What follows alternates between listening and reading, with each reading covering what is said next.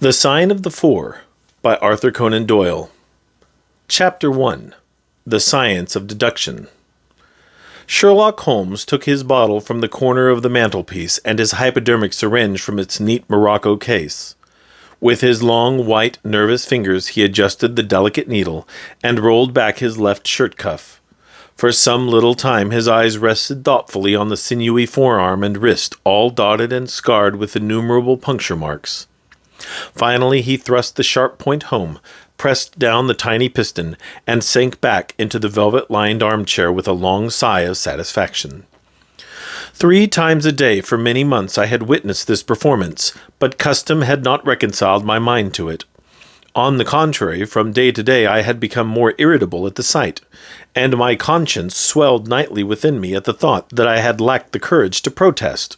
Again and again I had registered a vow that I should deliver my soul upon the subject, but there was that in the cool, nonchalant air of my companion which made him the last man with whom one would care to take anything approaching to a liberty. His great powers, his masterly manner, and the experience which I had had of his many extraordinary qualities, all made me diffident and backward in crossing him. Yet upon that afternoon, whether it was the bone which I had taken with my lunch, or the additional exasperation produced by the extreme deliberation of his manner, I suddenly felt that I could hold out no longer. "Which is it today?" I asked, "morphine or cocaine?" He raised his eyes languidly from the old black-letter volume which he had opened. "It is cocaine," he said, "a 7% solution. Would you care to try it?" "No, indeed," I answered brusquely. "My constitution has not got over the Afghan campaign yet. I cannot afford to throw any extra strain upon it." He smiled at my vehemence. "Perhaps you are right, Watson," he said. "I suppose that its influence is physically a bad one. I find it, however, so transcendently stimulating and clarifying to the mind that its secondary action is a matter of small moment." "But consider," I said earnestly, "count the cost. Your brain may, as you say, be roused and excited, but it is a pathological and morbid process, which involves increased tissue change, and may at last leave a permanent weakness. You know, too, what a black reaction comes upon you. Surely the game is hardly worth the candle. Why should you, for a mere passing pleasure, risk the loss of those great powers with which you have been endowed? Remember that I speak not only as one comrade to another, but as a medical man to one for whose constitution he is to some extent answerable." He did not seem offended. On the contrary, he put his fingertips together and leaned his elbows on the arms of his chair like one who has a relish for conversation. "My mind," he said, "rebels at stagnation. Give me problems, give me work. Give me the most abstruse cryptogram or the most intricate analysis, and I am in my own proper atmosphere. I can dispense then with artificial stimulants. But I abhor the dull routine of existence. I crave for mental exaltation. That is why I have chosen my own particular profession, or rather created it, for I am the only one in the world." "The only unofficial detective?" I said, raising my eyebrows. "The only unofficial consulting detective," he answered. "I am the last and highest court of appeal in detection. When Gregson or Lestrade or Athelney Jones are out of their depths, which, by the way, is their normal state, the matter is laid before me. I examine the data as an expert and pronounce a specialist's opinion. I claim no credit in such cases. My name figures in no newspaper.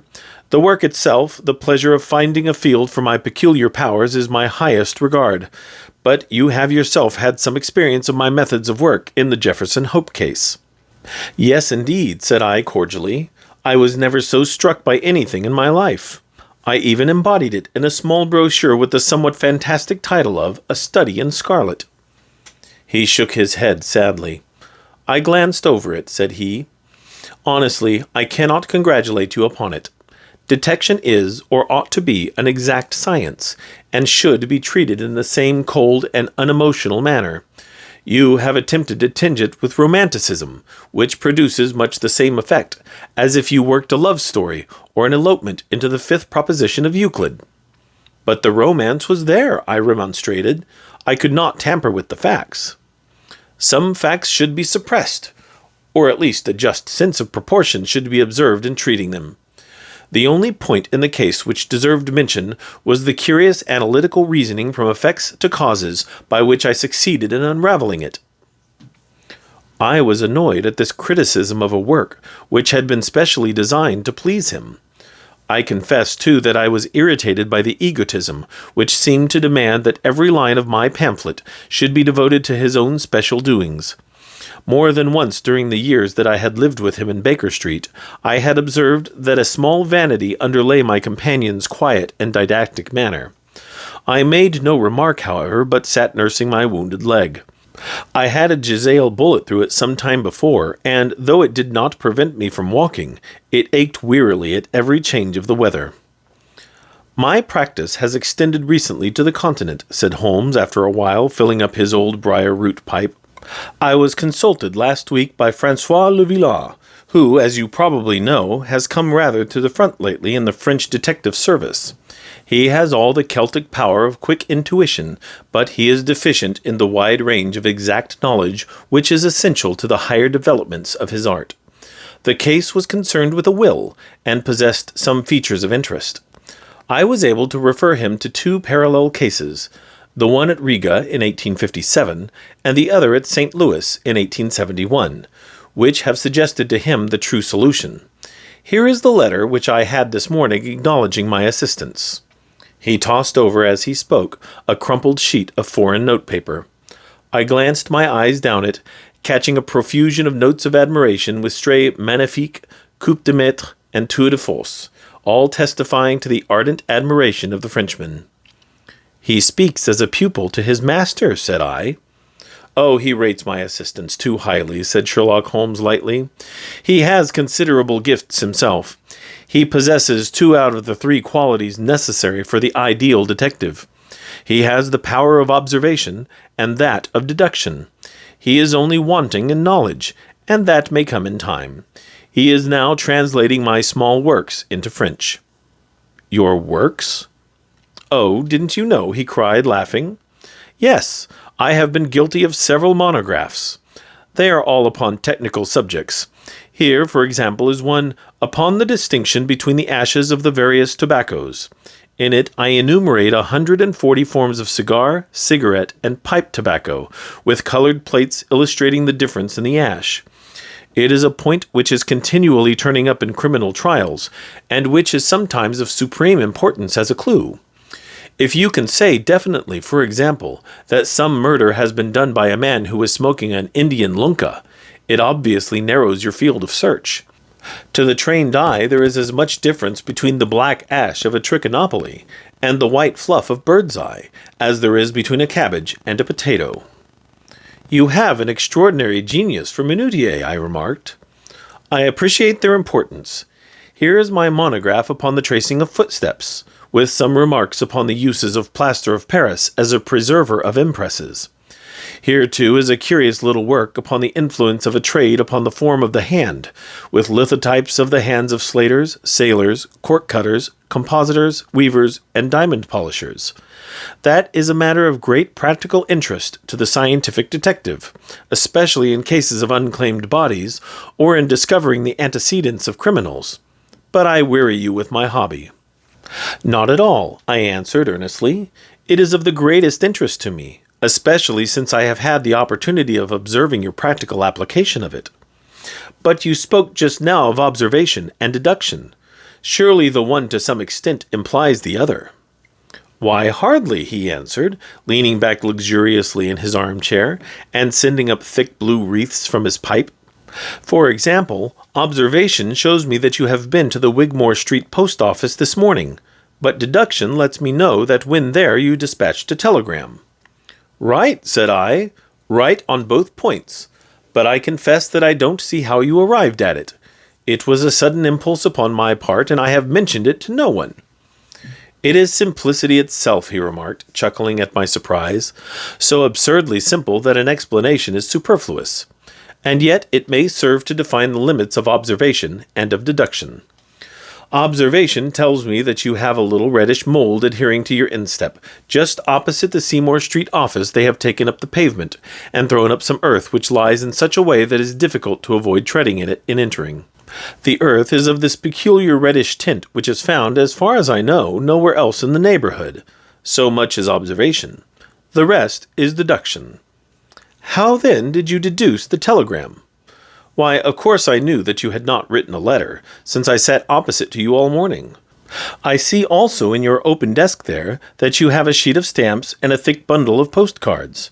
What could you go into the post office for, then, but to send a wire? Eliminate all other factors, and the one which remains must be the truth. In this case it certainly is so, I replied after a little thought. The thing, however, is, as you say, of the simplest.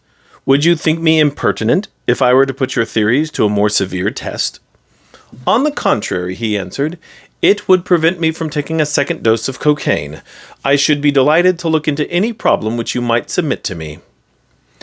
I have heard you say that it is difficult for a man to have any object in daily use without leaving the impress of his individuality upon it in such a way that a trained observer might read it. Now I have here a watch which has recently come into my possession. Would you have the kindness to let me have an opinion upon the character or habits of the late owner? I handed him over the watch with some slight feeling of amusement in my heart, for the test was, as I thought, an impossible one, and I intended it as a lesson against the somewhat dogmatic tone which he occasionally assumed. He balanced the watch in his hand, gazed hard at the dial, opened the back, and examined the works, first with his naked eyes, and then with a powerful convex lens. I could hardly keep from smiling at his crestfallen face when he finally snapped the case to and handed it back.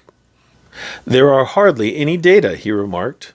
The watch has been recently cleaned, which robs me of my most suggestive facts. You are right, I answered. It was cleaned before being sent to me. In my heart I accused my companion of putting forward a most lame and impotent excuse to cover his failure. What data could he expect from an uncleaned watch? Though unsatisfactory, my research has not been entirely barren, he observed, staring up at the ceiling with dreamy, lackluster eyes. Subject to your correction, I should judge that the watch belonged to your elder brother, who inherited it from your father. That you gather, no doubt, from the H.W. upon the back. Quite so. The W suggests your own name.